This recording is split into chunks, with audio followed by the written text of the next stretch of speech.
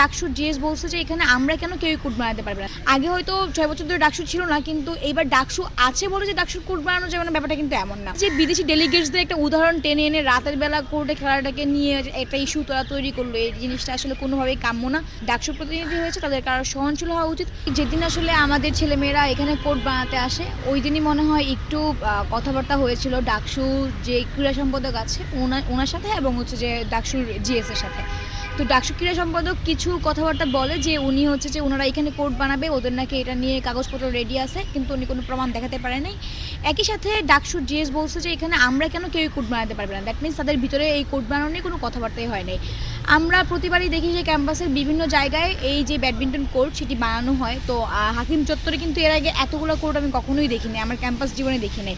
তো হাকিম চত্বরে এরা অনেকেই কোর্ট বানিয়ে ফেলছে, তারপরে হচ্ছে যে টিএসসিতে বানিয়ে ফেলছে, বটতলায় মানে বানানো হয়েছে।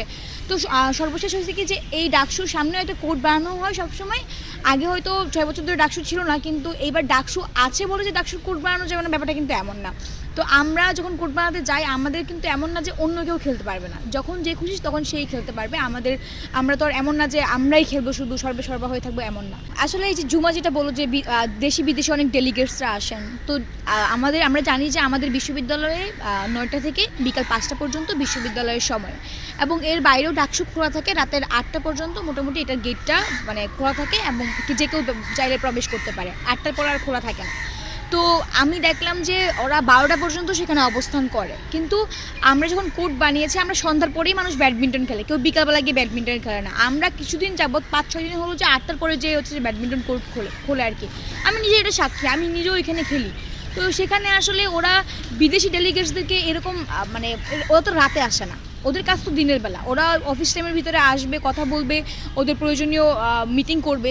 কিন্তু এই যে বিদেশি ডেলিগেটসদের একটা উদাহরণ টেনে এনে রাতের বেলা কোর্টে খেলাটাকে নিয়ে একটা ইস্যু তারা তৈরি করলো, এই জিনিসটা আসলে কোনোভাবেই কাম্য না, তাদের থেকে কাম্য না। ডাকসু প্রতিনিধি হয়েছে, তাদের কারো সহনশীল হওয়া উচিত। শিক্ষার্থীদের ভালো চেয়ে শিক্ষার্থীদের ভালোর কথা চিন্তা করে তাদের কাজ করে যাওয়া উচিত।